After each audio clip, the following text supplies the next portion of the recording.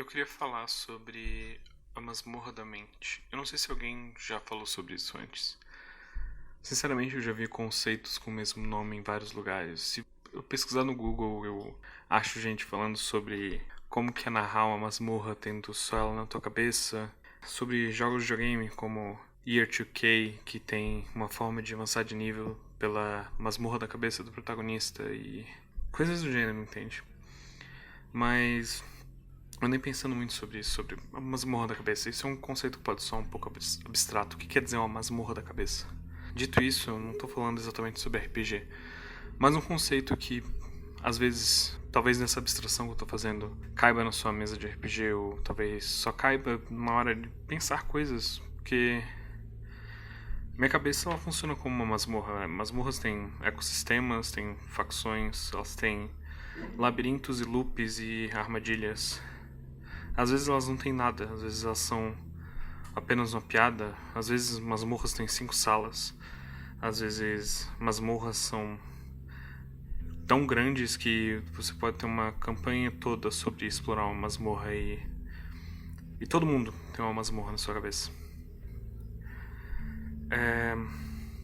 2020 foi um ano bem complicado e foi complicado para muita gente, e eu me sinto muito privilegiado de sentir que não foi tão terrível pra mim assim. Eu comecei a fazer um tratamento, uma terapia, porque eu tenho déficit de atenção. Eu já falei sobre isso em vários lugares. Eu acho que é importante falar sobre isso. Às vezes eu tenho dificuldade de fazer coisas. E eu procurei ajuda especificamente dessa vez, porque não é a primeira vez que eu faço terapia, só que sempre tem algum motivo que eu acabo largando. Dessa vez eu continuei. Bem, eu fiz, eu acho que 6, 7 meses, talvez. Acho que 8, na verdade, porque eu acho que...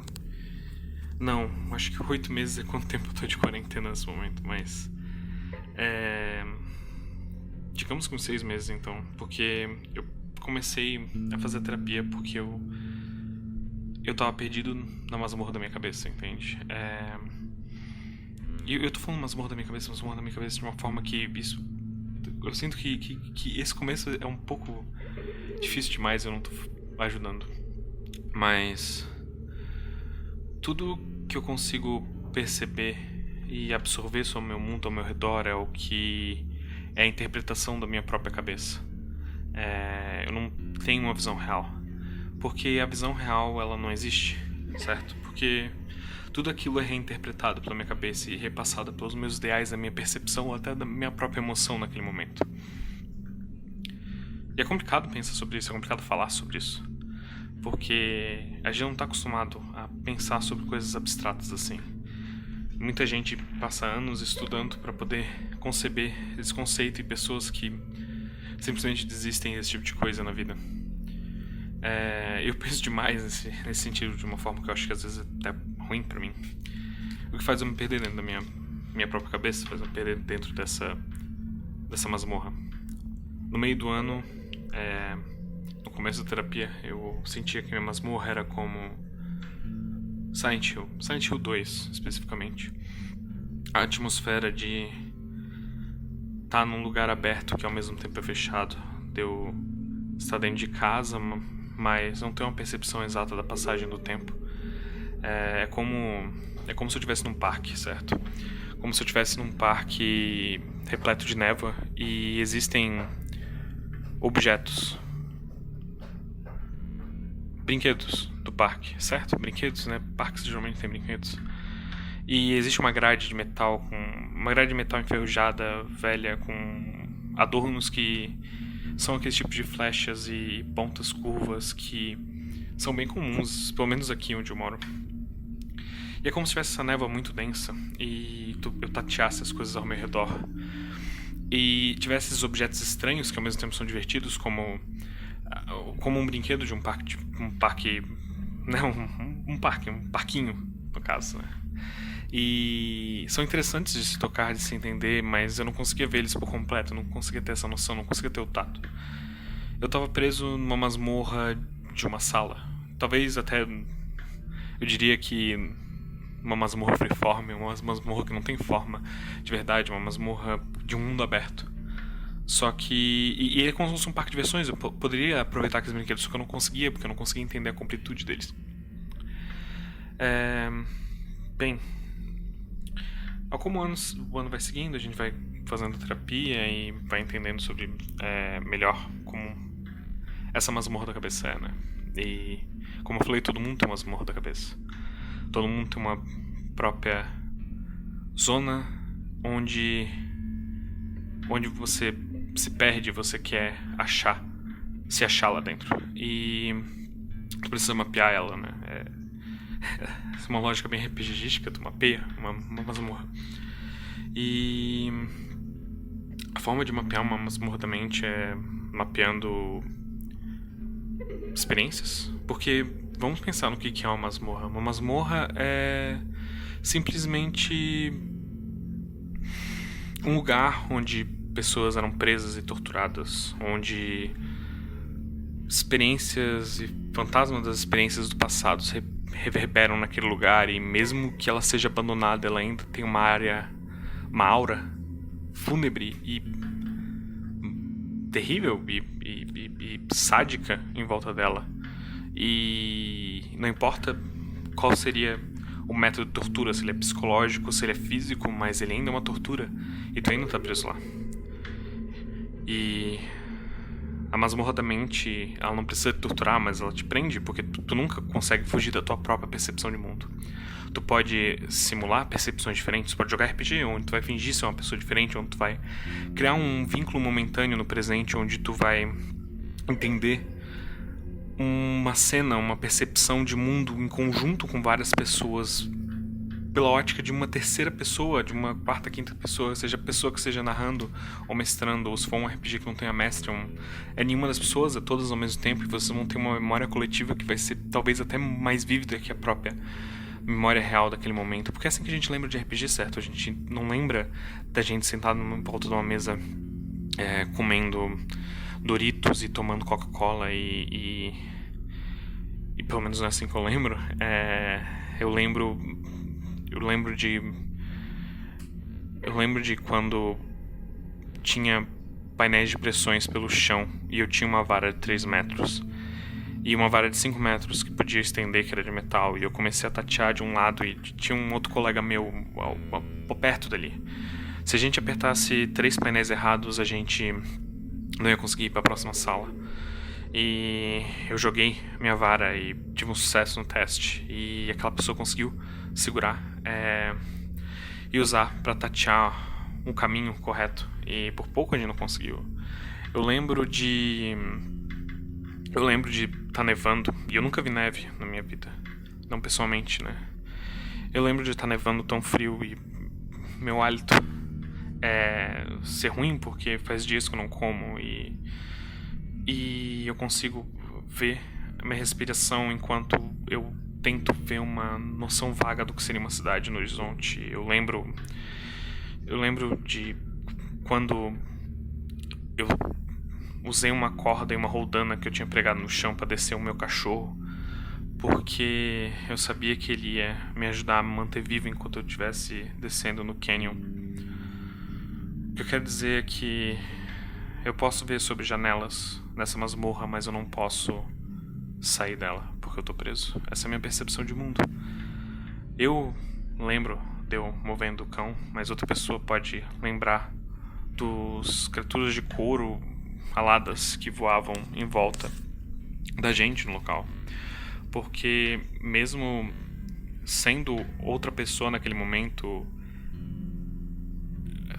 você ainda tá na tua própria masmorra, você ainda tá preso na tua percepção de mundo, e a masmorra não precisa ser algo ruim. E eu queria chegar nesse segundo ponto, que é o Palácio da Mente.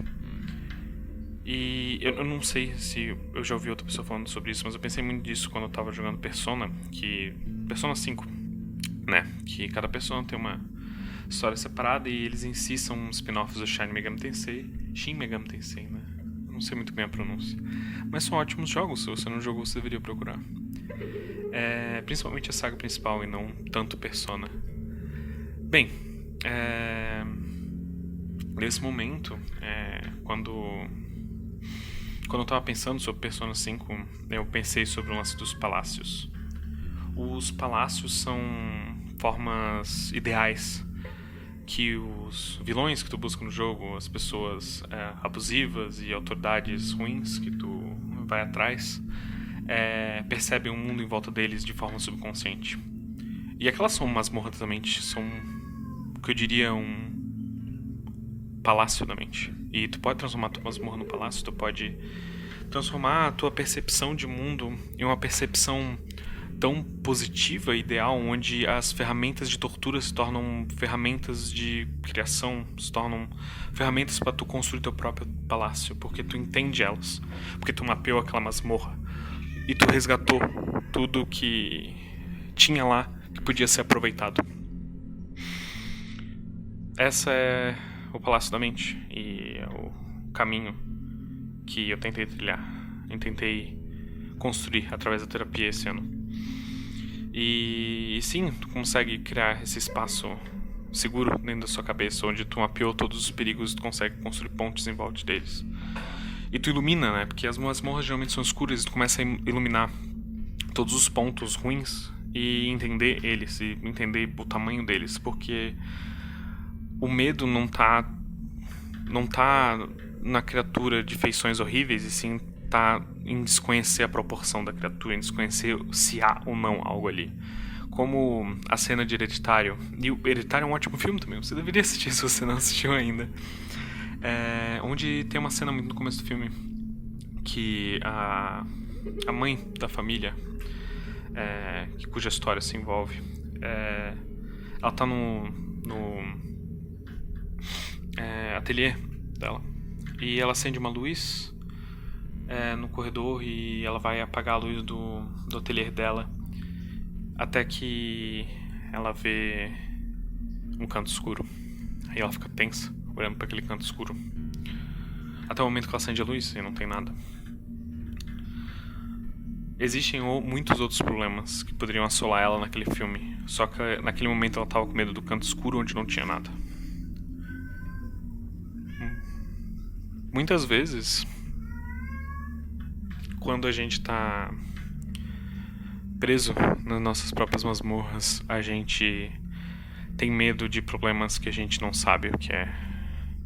E iluminar elas e fazer marcações e entender elas é o suficiente pra gente poder reconstruir elas. Só que um palácio que é construído em cima de uma masmorra ainda é uma masmorra e você ainda tá preso à sua própria percepção de mundo. A sua percepção de mundo de um palácio pode ser até pior do que de uma masmorra, porque o que aparenta perfeito é uma ilusão, não existe perfeição real, principalmente quando pensamos nesse conceito das masmorras, porque se uma masmorra existe, ela existe pela tua percepção de mundo, ela só existe por causa que tu tem uma visão específica de mundo. E tu sempre vai ter uma visão limitada, porque tu não pode ser todas as pessoas ao mesmo tempo e entender todas as visões sobre si mesmo e sobre coisas diferentes, que tu não tem contato, não tem experiências, e tu tem pensamentos subconscientes que criam as amarras da masmorra, mas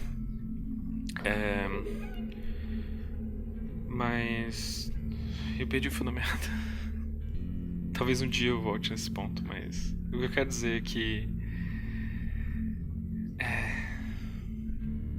que palácios ainda são masmorras.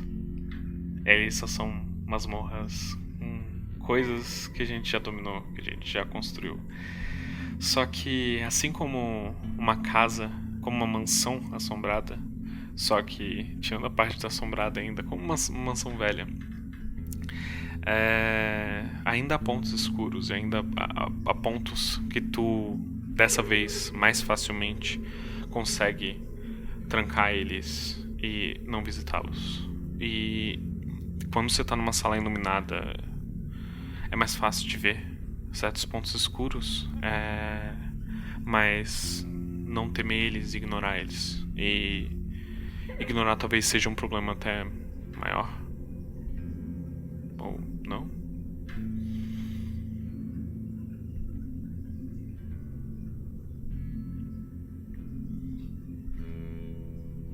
Não existe pelo menos na minha concepção, uma forma de fugir da masmorra da mente. O que nós podemos é mapeá-las, iluminá-las, transformá-las em lugares com janelas. Podemos expandi-las, podemos entendê-las. Mas nós somos prisioneiros da nossa própria concepção. Nós podemos sempre explorar essas masmorras quando tivermos interesse, quando quisermos, quando nos abrimos o suficiente e nos equipamos e nós estamos preparados para isso.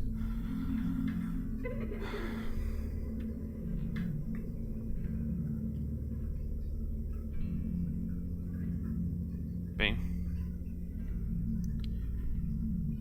eu acho que é isso. Eu acho que é isso que eu tinha para compartilhar sobre meus pensamentos sobre a masmorra da mente. Explorem suas masmorras, levem tochas e se preparem. Peçam ajuda e ajudem os outros a explorarem suas próprias masmorras, a procurarem caminhos secretos e lembrar que sempre, de verdade, sempre existe mais cantos escuros para se entrar.